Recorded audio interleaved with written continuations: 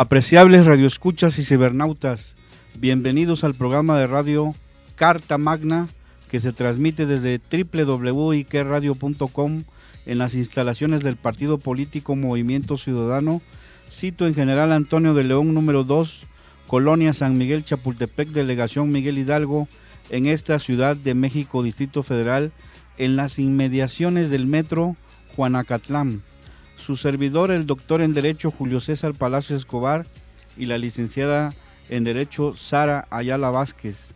En los controles, el director Luis Huerta, con el propósito de divulgar la epistemología jurídica, es decir, el conocimiento del derecho en todos sus aspectos, cómo se relaciona, genera, justifica y validan las instituciones, los conceptos y los valores que surgen en la historia, la religión, la política, la economía, la filosofía, la ética y la moral, y se utilizan en el derecho, y cómo son positivados en una norma jurídica, aplicando el positivismo jurídico, la sociología jurídica y la argumentación jurídica.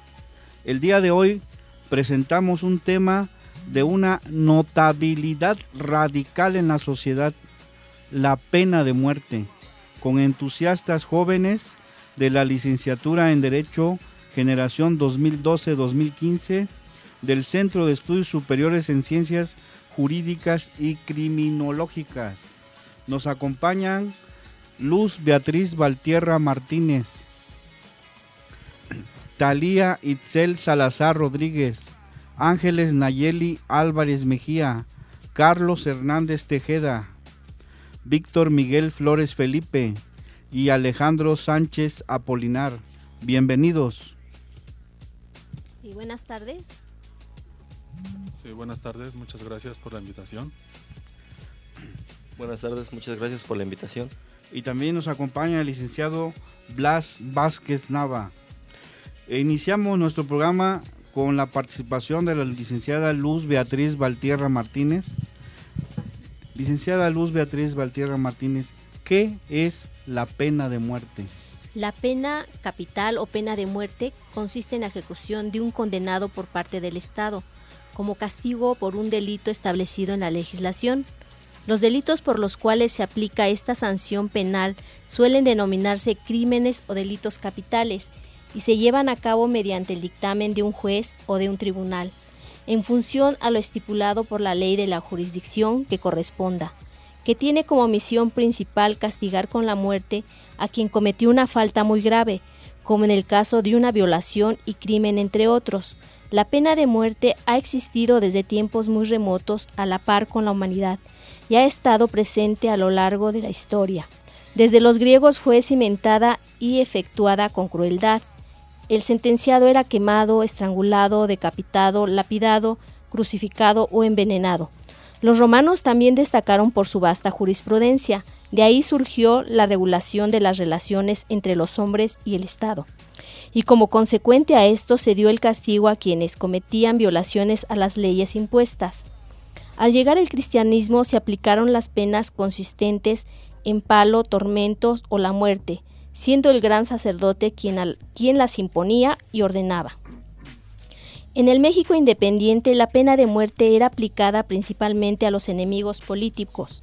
Actualmente, el uso de la pena de muerte ha sido abolido en casi todos los países europeos, excepto Bielorrusia, y la mayoría de los correspondientes a Oceanía, como Australia, Nueva Zelanda y Timor Oriental.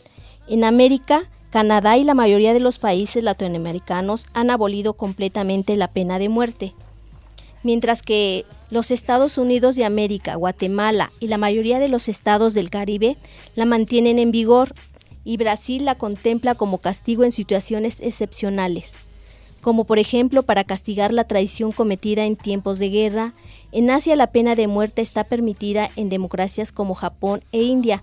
En África se aplica aún la pena de muerte en democracias como Botsuana y Zambia, aunque en muchos países la pena de muerte ha sido abolida por considerarse un método bárbaro que atenta contra los derechos humanos y la dignidad de las personas. Hay muchos países donde aún se aplica como castigo para crímenes de asesinato, espionaje, traición o como parte del derecho militar. para castigar delitos sexuales como el adulterio o la sodomía.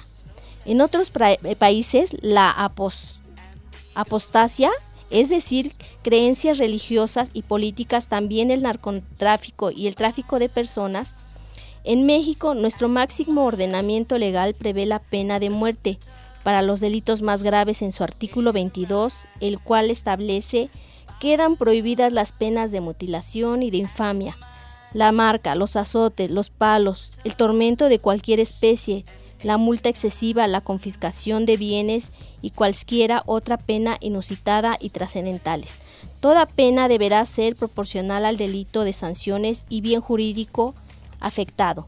Ahora bien, la razón de ser del artículo 22 constitucional la encontramos en el Diario de Debates de 1917, en el que la comisión dictaminadora sostenía que la vida de una sociedad implica el respeto a todos los asociados, hacia el mantenimiento permanente de las condiciones necesarias para la coexistencia de los derechos del hombre, mientras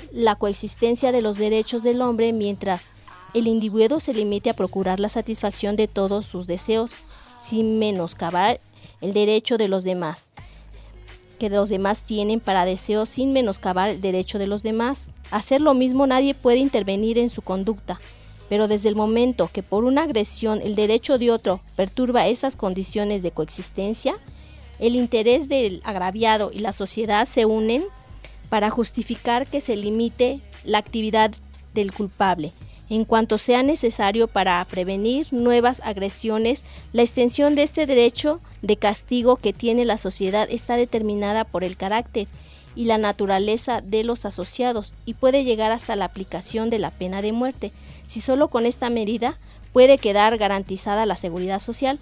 Actualmente es necesaria la aplicación de la pena de muerte, pues está claramente demostrado que desde que no se aplica, la delincuencia ha rebasado límites inimaginables. Solo basta con leer cualquiera de los periódicos que circulan diariamente por la ciudad para darse cuenta de su crecimiento y de que los ciudadanos normales hemos perdido nuestra seguridad y nuestros derechos o garantías. Muchas gracias, licenciada Luz Beatriz Valtierra Martínez, que nos expuso el concepto y el desarrollo de la pena de muerte. El licenciado Blas Vázquez Nava, ¿qué ventajas presenta la pena de muerte? Existen varias razones por las cuales se debe instaurar la pena de muerte, ya que habría diferentes ventajas sobre la pena de muerte o pena capital. Actualmente la delincuencia organizada ha sobrepasado la autoridad. Los criminales no ven como castigo la cárcel, pues ya que se apoderan de ella. Lejos de ser un centro de readaptación, más bien es un centro que les ayuda a seguir delinquiendo, ya que muchas veces desde el interior de la cárcel solo dan órdenes a personas que están fuera de ella y que trabajan para ellas. O si ellos llegan a salir, siguen delinquiendo. Otras veces simplemente escapan de ella. Claro que en México, al aprobar la pena de muerte, se tendría que llevar de la mano el mejoramiento del sistema acusatorio, ya que es común que gente inocente haya sido acusada a pena de muerte sin ni siquiera tener las pruebas necesarias. La pena de muerte es una realidad en el mundo. Sin embargo, para que sea una realidad, hace falta que haya unas ideas que la sustenten o la eliminen. Mi postura se encuentra a favor de la pena de muerte, sobre todo en casos de sicarios, violadores, secuestradores y asesinos, porque no pagan por la vida de personas inocentes. ¿Qué más que con su propia vida? A continuación, varias razones por las cuales estoy a favor de la pena de muerte. Primera razón. Utilizar la pena de muerte en casos justificados sería una manera de proteger la vida de los ciudadanos, ya que así quedaría totalmente garantizada la seguridad de ellos, y sería una forma de no correr el riesgo de que el criminal vuelva a cometer el delito, brindando tranquilidad no solo a las víctimas afectadas, sino a toda la población, quienes están expuestas a un nuevo ataque, ya que mientras el agresor siga con vida, las víctimas están preocupadas de que el agresor pueda regresar. Segunda razón. Nuestra economía tiene una gran parte destinada a las cárceles. Estas requieren mucho dinero para ser sustentadas y creo que esta podría ser una solución, considerando que el pueblo quien paga esta manutención con los impuestos. Además de que no haría de las prisiones la gran universidad del crimen, ni habría sobrepoblación en ellas. Tercera razón. La pena de muerte reduciría los delitos, ya que previene su repetición y una forma de castigo adecuada a los delitos graves. El humano es racional y antes de cometer el delito haría un juicio sobre las ventajas y desventajas de cometer, o sea, habría menos delincuencia en nuestro país y más seguridad. Cuarta razón. Tendríamos importantes ahorros de costos en la cárcel, ya que estos están vivos, requieren de algunos servicios como alimentación, revisión médica, vestimenta, personal para su control, los cuales todos los ciudadanos debemos de pagar. Quinta razón. Cuando el criminal es enjuiciado, tiene la probabilidad que éste salga de la cárcel, ya sea por errores en la denuncia, por violaciones al debido proceso o por una buena estrategia del defensor que lograra la absolución del delincuente, quedando así un delincuente libre para volver a cometer un delito. Pero si se demostrara la culpabilidad del acusado, la pena de muerte eliminaría por completo la posibilidad de volver a delinquir o gastos futuros en la penitenciaría. Sexta razón. La pena de muerte puede evitar crímenes, puede salvar vidas, debido a que a partir de la aplicación de la pena, los próximos criminales que generalmente no creen ser descubiertos y castigados sabrán la consecuencia y sabiendo que pueden perder la vida si siguen delinquiendo de esta manera, tomarán conciencia y lo pensarán para cometer cualquier delito. Séptima razón. Pienso que se tratará de una pena justa, que compensa adecuadamente la culpabilidad. Además, creo que esta pena es necesaria cuando ninguna otra cosa puede hacerse con personas que son incorregibles, con grandes criminales de sentimiento sin piedad, que perjudican a la sociedad. Octava razón. Si una persona comete las conductas catalogadas en los códigos penales como delitos graves o de delincuencia organizada, mediante una conducta dolosa, esta persona sería acreedora a la pena de muerte, ya que no bastaría con penas privativas de libertad. Muchas gracias, licenciado Blas Vázquez Nava. Amigos, vamos a un corte y regresamos en un momento. Amigos, regresamos al programa Carta Magna. Estamos con entusiastas jóvenes de la licenciatura en Derecho, generación 2012-2015, del Centro de Estudios Superiores en Ciencias Jurídicas y Criminológicas, con el tema La pena de muerte. Nos acompaña el licenciado Carlos Hernández Tejeda. Licenciado Carlos, ¿qué desventajas presenta la pena de muerte? Muchas gracias, doctor. Buenas tardes, ciberescuchas. Razones para rechazar la pena capital las hay y muchas.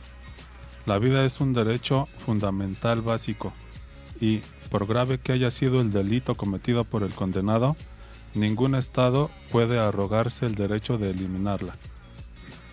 Se ha demostrado hasta la saciedad que no es ejemplar, más que justicia, que es lo que alegan sus defensores. Es una venganza e impide la rehabilitación del delincuente. La frecuente demostración de errores judiciales es otro motivo claro de orden práctico contra la pena capital. Pese a estos argumentos, EU sigue siendo el único país de toda América donde se sigue ejecutando, aunque bien es cierto, no en todos sus estados. Ahora, los abolicionistas tienen un nuevo argumento en contra. El fallo en la administración de la inyección letal a un preso en Oklahoma, lo que hizo que agonizara durante 43 minutos, ha abierto un debate sobre este tipo de ejecuciones, que registran un elevado número de errores. El método es todavía más inicuo cuando se está utilizando drogas experimentales facilitadas por proveedores secretos y administradas por personal no preparado para ello. Se anuncia una revisión del método, pero lo único realmente valioso sería la abolición de la pena capital.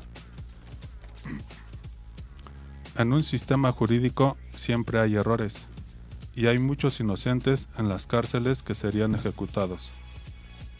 Tan solo imagina que tú eres madre o padre de un inocente condenado a muerte. Se les daría la libertad a los gobernadores, que de por sí de desaparecer de la faz de la tierra a las personas que les estorban. Sería una matanza legalmente. Por ejemplo, en los países en donde existe la pena de muerte, no han disminuido los secuestros, violaciones, etc. La pena de muerte no asusta a los delincuentes. En vez de un avance a la ley, sería un completo retroceso. Esto es desde Cristo. Se aplicaba la ley del talión, ojo por ojo. En México y otros países ya han abolido la pena de muerte porque no ha funcionado, y volver a ponerla sería retroceder. La pena de muerte, más que justicia, es una venganza, ya que al matar a alguien no te recupera a quien tú perdiste. No se puede hablar de defender derechos humanos violando uno mismo los derechos humanos. En México, hablar de la pena de muerte es solo opinión, ya que esta fue abolida por la Constitución en el periodo de Vicente Fox, además de los tratados internacionales firmados por México y otros países en donde ya no pueden volver a insertar la pena de muerte. Algunos políticos y demás personajes piensan en la pena de muerte y discuten si es viable o no.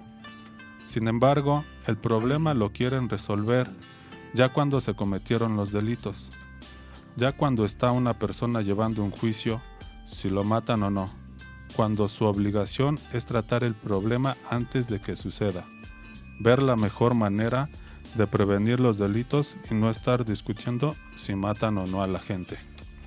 A continuación, unos puntos más para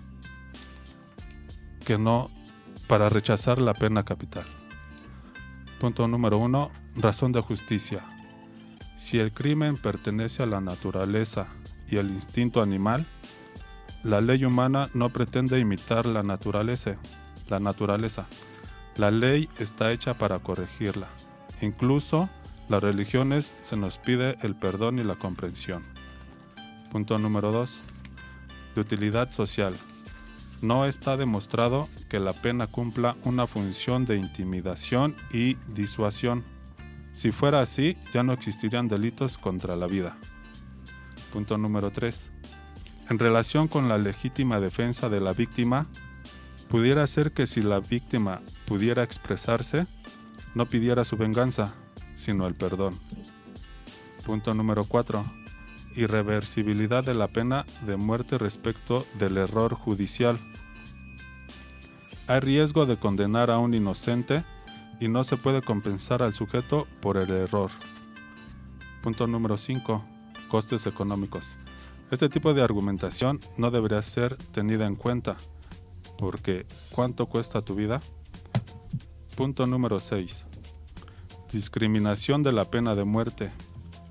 La diferencia de recursos económicos provoca que frente a un mismo hecho delictivo, los que más tienen puedan ser asistidos por los mejores abogados. Punto 7. Donde existen dictaduras y terrorismo, la pena de muerte se convierte en un instrumento para mantener el poder y protegerlo, puesto que sirve para erradicar a los adversarios. Otros puntos importantes también es: la muerte del otro no restituye el mal. Es imposible eliminar el riesgo del error judicial, aproximadamente 20% de los casos. Es la única pena irreparable. La historia está llena de casos de inocentes condenados injustamente. Nadie tiene el derecho a quitarle la vida a otro ser humano. Si el criminal realiza un mal al matarlo es igualmente malo. Si la ley aplica la misma moneda a los criminales, se pone en cierto sentido a su nivel. Matar en nombre de la ley es pisotear el derecho y la justicia. La ley no solo debe castigar a los criminales, sino rehabilitarlos y reformarlos. Muchos son enfermos mentales o desequilibrados psíquicos. A continuación, lo que nos resulta de todo esto, dice: quitar la vida es fácil, pero devolverla es imposible. No se ha demostrado ser un castigo disuasorio. Se aplica discriminadamente más a minorías raciales y grupos marginales. Se utiliza como instrumento de represión política y de eliminación de los disidentes. Hay desigualdad en su aplicación por la distinta severidad de los tribunales.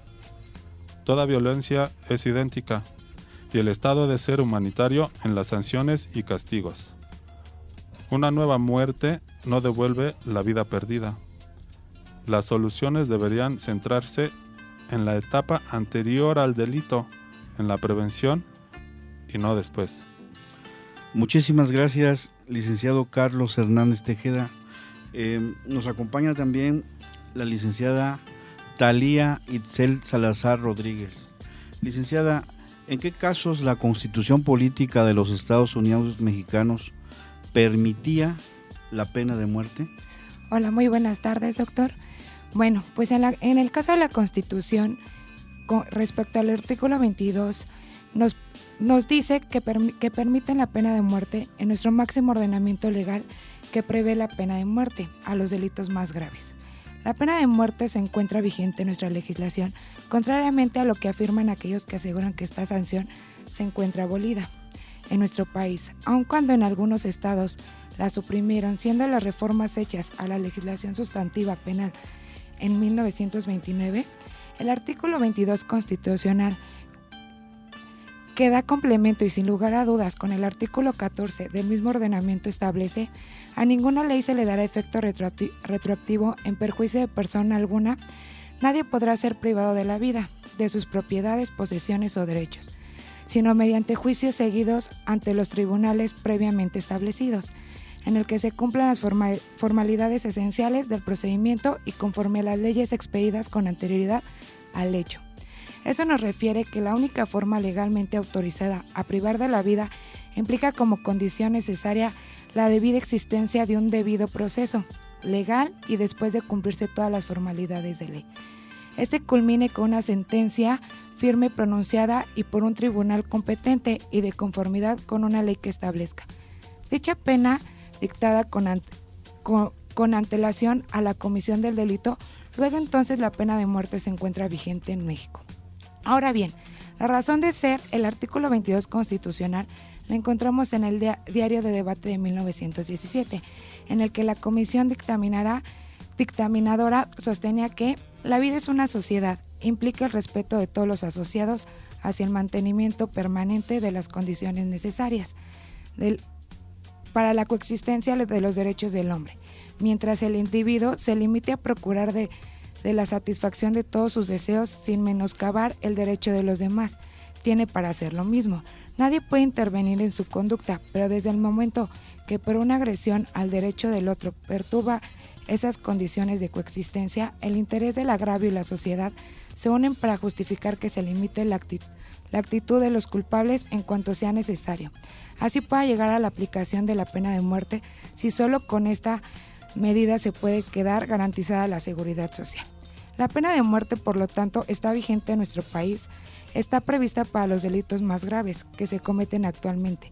Es necesaria su aplicación, pero está claramente demostrado que desde que no se aplica, la delincuencia, secuestros, violaciones, etc., ha rebasado los límites inimaginables, la cual se podría traducir que si el Estado protege solo los derechos a la vida del delincuente, aquel se convierte en cómplice de este, toda vez que la sociedad que el Estado representa y de la que forma parte está siendo afectada individualmente y generalmente, y tiene por otra parte todo el derecho de deshacerse de un individuo para quien, al decir de su acto delictuoso al derecho a la vida, no existe o no lo merece la menor importancia, y al momento de privar de la vida a personas de la sociedad, destruye a la vez al mismo Estado, por lo cual resulta necesaria la aplicación de la pena de muerte en nuestro país.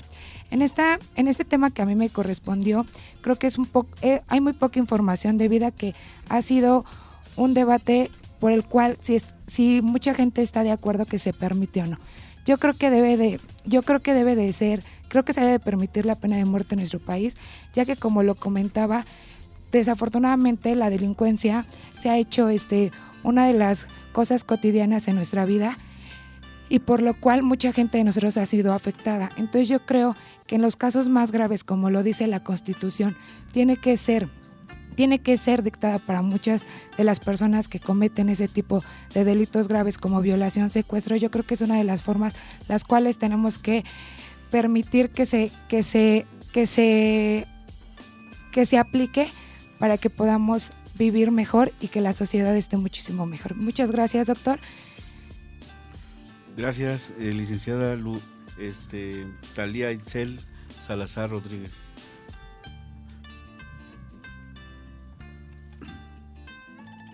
Amigos, vamos a un corte y regresamos en un instante. Amigos, regresamos al programa Carta Magna. Estamos con la licenciada Luz Beatriz Valtierra Martínez, quien nos explicará cuáles son las formas antiguas de la ejecución de la pena de muerte. La pena de muerte penal, capital o ejecución consiste en provocar la muerte a un condenado por parte del Estado, como castigo por un delito establecido en la legislación. Los delitos por los cuales se aplica esta sanción suelen denominarse delitos capitales. Una vez teniendo el conocimiento de lo que es la pena de muerte, teniendo claro su significado, debemos conocer sus orígenes y los tipos de ejecución de esta. El uso de la pena de muerte se retoma a los principios mismos de la historia. Muchos registros históricos, así como pláticas triviales primativas, indican que la pena de muerte ha sido parte de los sistemas penales desde el principio de la existencia de los mismos. La pena de muerte o pena capital ha existido desde tiempos muy antiguos. Inicialmente fue concebida como una aflicción retributiva originada por una comisión de un delito, apareciendo así en las leyes antiguas. Los griegos tuvieron gran influencia en Roma. Los romanos se destacaron por su vasta filosofía del derecho. De ahí la regulación de las relaciones entre los hombres y el Estado, así como consecuente castigo a quienes cometen violaciones a las leyes impuestas por este último. Las formas de ejecución de la pena fueron muy variadas. Entre ellas se encontraba el empalamiento,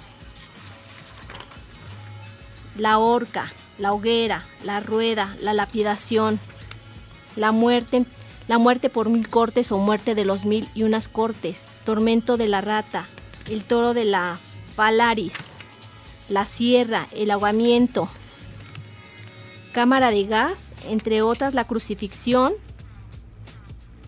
Desangramiento era también otra de ellas, desmembramiento, electrición en una silla eléctrica.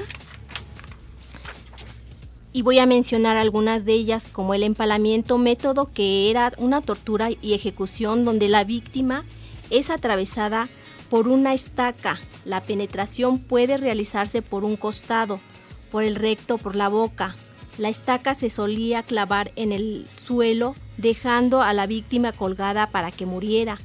En algunos tipos de empalamiento, la estaca no se afilaba y se insertaba de manera que funcionara como tapón para que la víctima no se desangrara y así evitar la muerte inmediata y prolongar la agonía que podía llegar a durar hasta 3 días.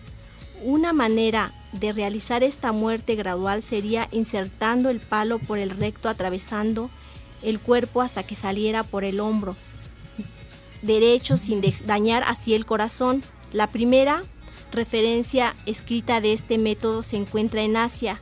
Más tarde lo utilizó como método de ejecución el rey persa Darío entre los siglos 6 y 5 a.C., cuando llegó a matar de esta manera a 300 habitantes de Babilonia. Otro método es la horca. Al aparato y al método de ejecución consiste en colgar a una persona tras rodearle el cuello con un lazo. La horca puede provocar la rotura del cuello. La horca con plataforma pone inconsciente a la persona, a la que deja sin respiración, produciendo una muerte rápida.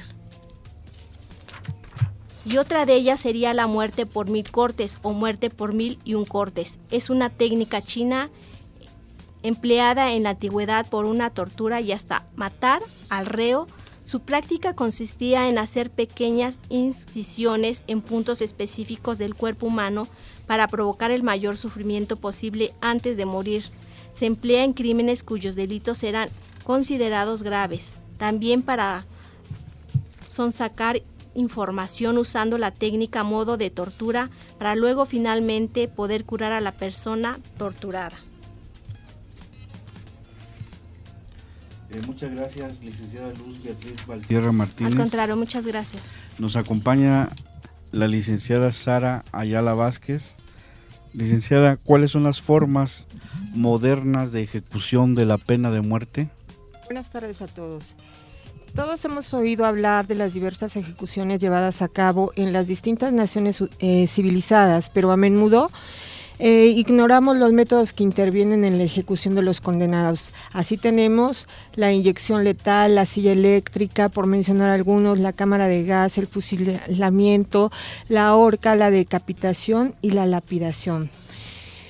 Podemos ver que en Estados Unidos se introdujeron finalmente la silla eléctrica y la cámara de gas como métodos de ejecución más humanitarios que la horca, pero han sido casi totalmente desplazados en favor de la inyección letal, que a su vez ha sido criticada por demasiado dolorosa. A pesar de todo, algunos países islámicos aún emplean métodos de ahorcamiento, la decapitación por espada, el derrumbamiento de pared sobre el ejecutado en Afganistán e incluso lapidación. En China el sistema habitual es el fusilamiento. La inyección letal se trata de la más moderna de los métodos de ejecución y tuvo también aplicarse en Estados Unidos, donde se utilizó por primera vez en 1977. La ejecución mediante este procedimiento, el más utilizado en nuestros días, consiste en el suministro por vía intravenosa de una dosis letal del barbitúrico en combinación con un agente químico paralizante. La Asociación Mundial de Médicos rechazó su práctica en 1981, alegando que el mantenimiento básico de su profesión es preservar la vida, por lo cual sería contrario a la ética profesional el ejercicio de las funciones de verdugo. A pesar de su carácter indoloro y aséptico, su práctica no está libre de objeciones. Los especialistas han alertado sobre su posible ineficacia en personas diabéticas o adictas a las drogas, así como del riesgo de la sustancia que ésta penetre en una arteria o los tejidos musculares y haga muy dolorosa la muerte. Poco tiempo antes de una ejecución por inyección letal, el prisionero, debemos saber, es preparado para su muerte. Esto puede incluir un cambio de ropa, una última comida o una ducha. El preso es trasladado a la cámara de ejecución y 2 intravenosas se insertan en sus brazos. Una solución salina es drenada a través de los tubos.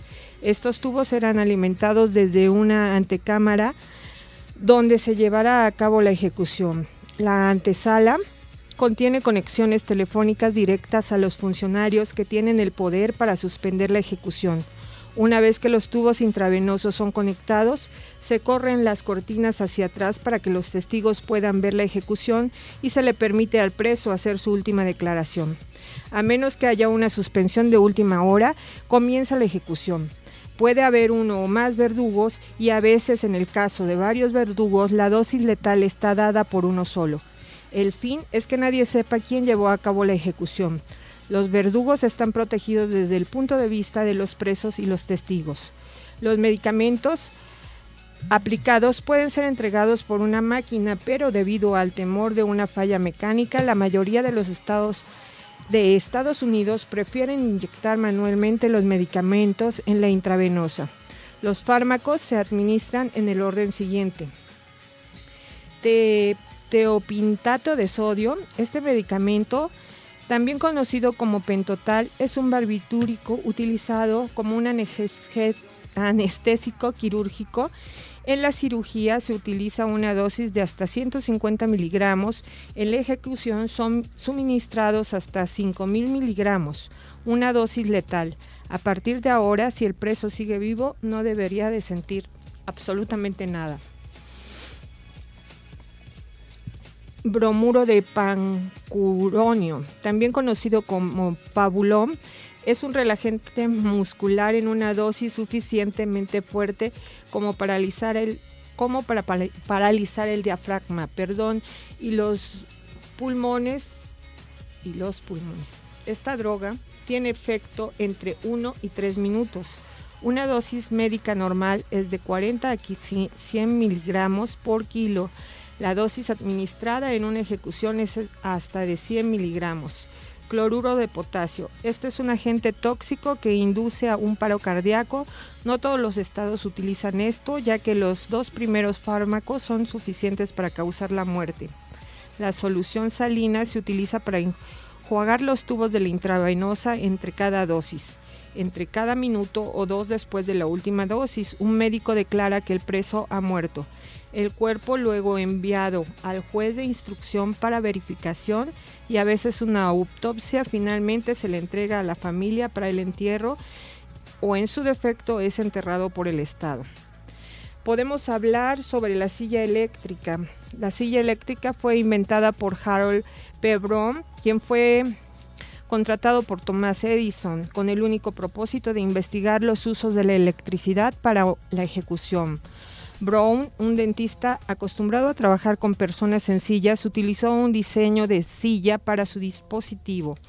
En el momento todavía había una competencia para ver si la corriente directa de Edison a la corriente alterna del Westinghouse ganaría la guerra. Edison estaba a favor de la utilización de la AC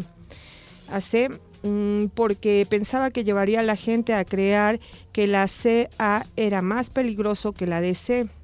De hecho, tendría poca diferencia la corriente utilizada en el voltaje necesario para una ejecución. Edison tenía tantas ganas de alinear al Westinghouse que trató de conseguir que la persona se referiría a la ejecución por electrocución como Westinghousing a alguien. La silla fue adoptada por primera vez en 1889 y la primera ejecución tuvo lugar en 1890 en Nueva York. La cámara de gas se utilizó por primera vez en 1924 en el estado norteamericano de Nevada, al considerarla más humana y segura que la horca y la silla eléctrica. La Royal Commission of Capital Punishment, organismo entre 1949 y 1953, investigó los diferentes sistemas legales de ejecución por encargo de la corona británica. Consideró la cámara de gas como el método más efectivo y humano después de la horca, de la cual pudiera ser la mejor alternativa. En Estados Unidos pronto fue adoptada por una docena de estados. En la actualidad se trata de un sistema prácticamente abandonado en favor de la inyección letal. Ahora bien, también podemos hablar sobre el fusilamiento. El fusilamiento en la actualidad es el método más difundido y se practica tanto en países que mantienen la pena de muerte solo para delitos militares como en aquellos que se aplican como castigo frente a delitos comunes. La ejecución mediante arma de fuego es conocida por lo menos desde el siglo XV, cuando se utiliza el arcabuz para ajusticiar al reo. En el último tercio del siglo XIX se empezó a utilizar el fusil. Actualmente se fusila en Argelia, Bulgaria, Corea del Norte, Cuba, Chad, China, Guatemala, Guinea, Indonesia, Marruecos, Mauritania, Rusia, Tailandia y Yugoslavia. Otros países como Costa de Marfil, Malí, Níger, República Centroafricana, Ruanda, Senegal y Togo también mantienen este método, aunque entran dentro del grupo de naciones consideradas como abolicionistas de tacto. La horca, este método conocido en la antigüedad por hebreos, griegos y romanos, fue difundido en toda Europa por los germanos durante la Edad Media. Es de origen inglés y fue utilizado en el Reino Unido hasta la abolición de la pena de muerte en 1969. También fue empleado con asiduidad en países como Francia, donde fue sustituida por la guillotina.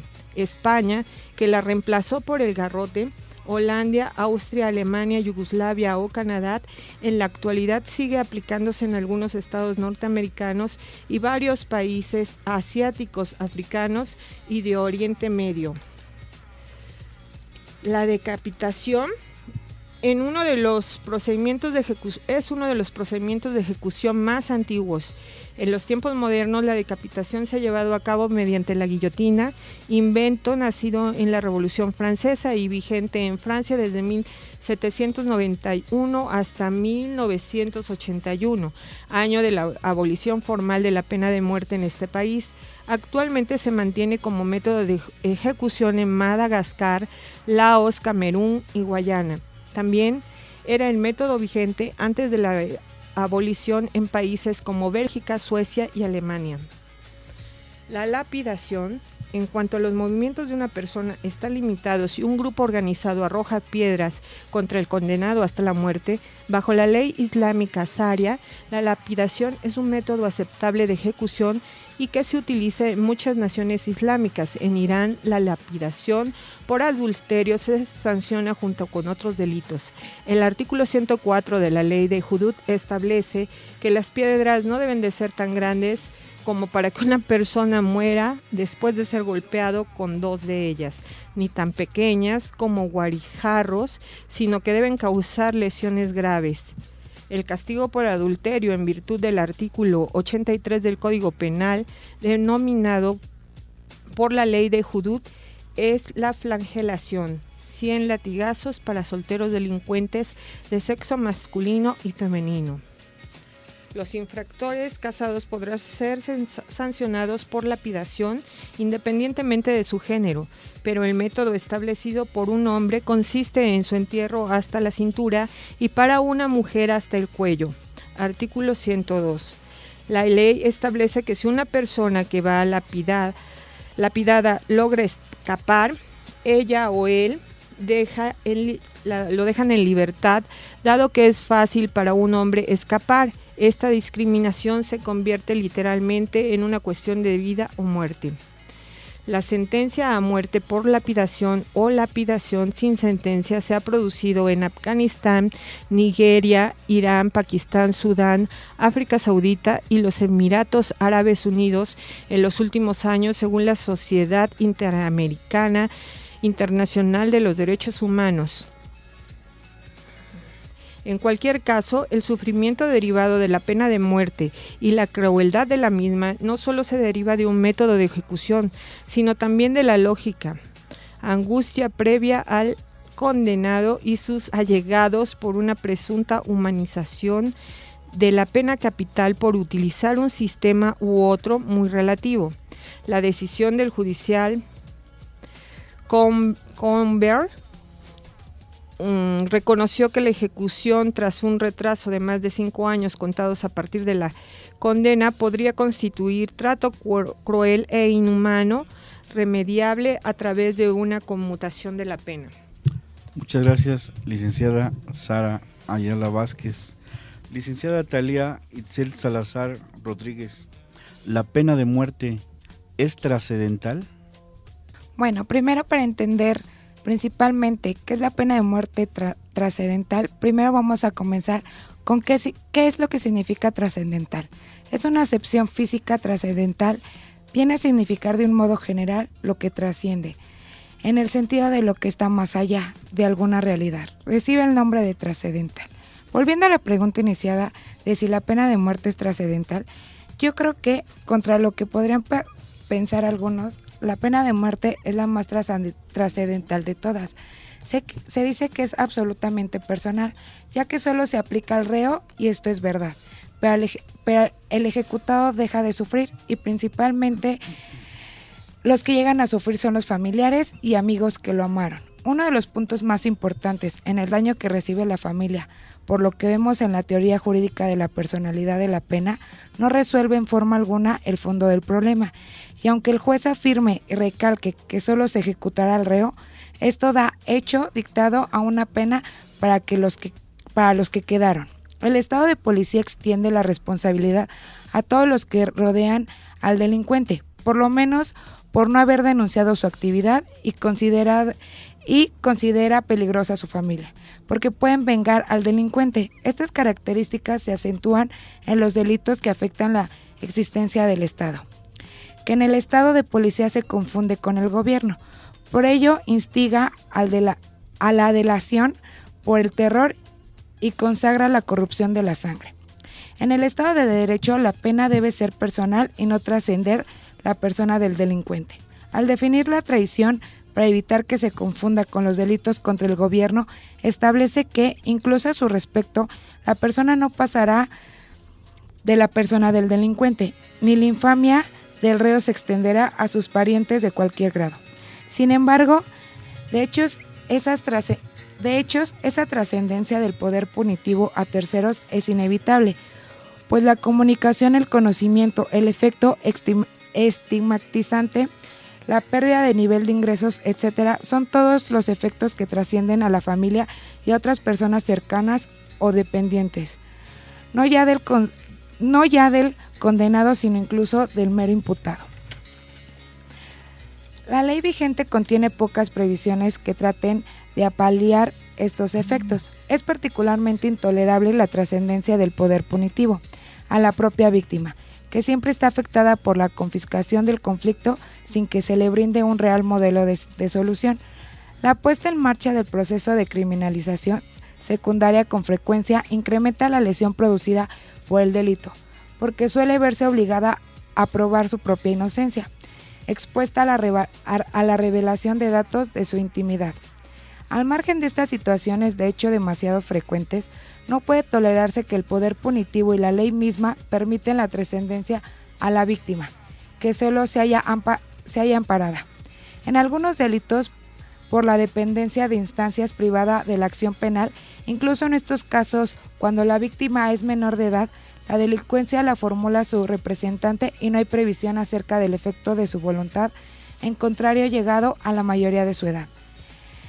El más elemental respecto al principio de mínima trascendencia existe que se revele esa voluntad. Trataré de explicar cómo se trasciende la pena de muerte, no solo para el condenado, sino para las personas de su entorno. En primer plano, el sentenciado a la pena de muerte hasta un cierto punto dejará de sufrir, porque aún teniendo la sentencia también tiene ya una fecha final, y si bien se oye algo fuerte el sufrimiento del condenado, no llegará a su fin con su muerte. Ese dolor trascenderá a su familia y a sus seres queridos. Hay varias etapas que se podría decir deben de pasar. Desde el comienzo, el condenado es privado de su libertad, muy aparte del delito que le haya llevado a recibir esa condena al delincuente. Debe demostrar su inocencia con la presión de saber que si no lo hace, lo esperará la muerte. Durante este tiempo, el sufrimiento comenzará a pasar a la familia, comenzando por la parte económica. Todos sabemos que muchas veces es demasiado costoso llevar un proceso legal, mucho más cuando se trata de una pena de muerte. El hecho de estar al pendiente del proceso legal de la atención del condenado y seguir la vida diaria debe ser un hecho desgastante para la familia, tanto esposa, hijos o conocidos. Están inmiscuidos con este proceso y lo viven con tanto dramatismo que quizá muchas veces llegan a darse por vencidos, ya que ese proceso que se da a esto tedioso cuando se llega a ir a una visita que por regularidad se da una vez a la semana. Desde preparar la comida para el acusado, levantarse temprano, cargar la bolsa, llegar al reclusorio y esperar a que los pasen para una revisión, ya que en muchas ocasiones esa revisión tiene a que las custodias toquen o manoseen de más. Este es un lapso de tiempo con el condenado y de ahí cuando termine la visita regresar a casa a seguir una vida normal. A eso es a lo que me refiero, que muchas veces la gente no aguanta y se da por vencido. No obstante, determinando de la conclusión del proceso, ya ya dictada la sentencia, si resulta ser culpable y se aplica la pena de muerte, el condenado deja de sufrir con su muerte, y la familia continúa con su mal sentir, porque comienza ahora un duelo por el hecho de la pérdida de su amado. Muchísimas gracias, licenciada Talía Itzel Salazar Rodríguez.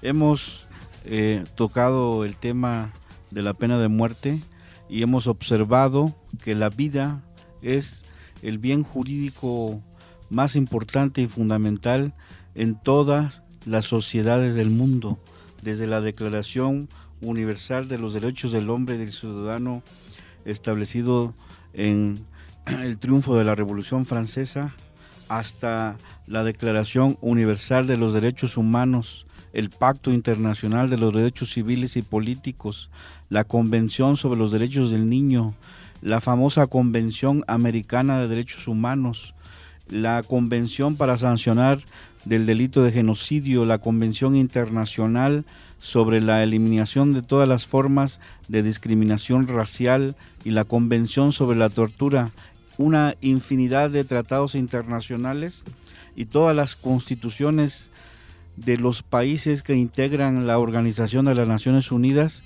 han adoptado en su legislación la protección de la vida como el bien supremo. Cuando se establece la abolición de la pena de muerte, es el triunfo de ese bien jurídico universal. Se está protegiendo la vida cuando se está estableciendo la abolición de la pena de muerte.